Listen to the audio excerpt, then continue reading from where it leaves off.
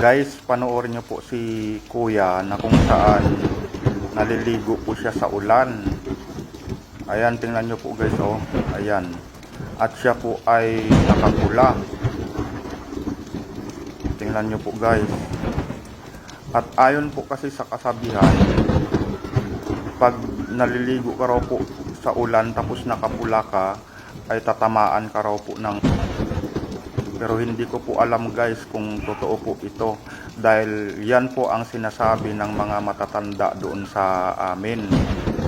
Ayan, tingnan nyo guys ha, kung ano ang mangyayari dito kay Kuya habang naliligo ng ulan. Ayan, tingnan nyo po guys.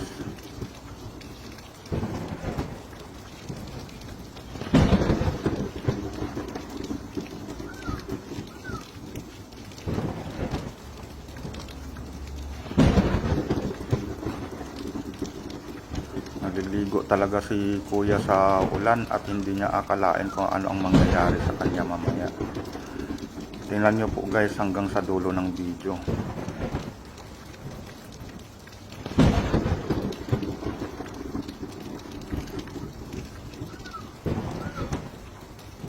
Kaya kung ako sa inyo guys, maligo kayo sa ulan, magsalok na lang kayo ng tubig doon sa bubong nyo kapag umuulan at doon na lang po kayo maligo.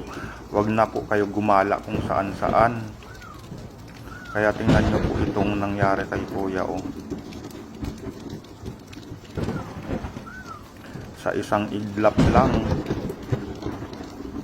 ito na agad ang nangyari sa kanya.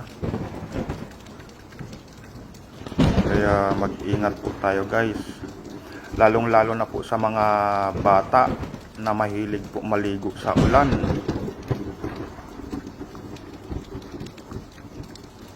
Tingnan nyo po mabuti.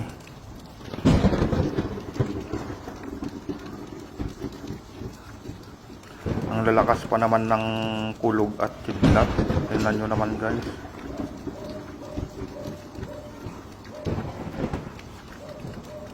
At talagang binidyohan pa ni Kuya ang pagligo sa ulan.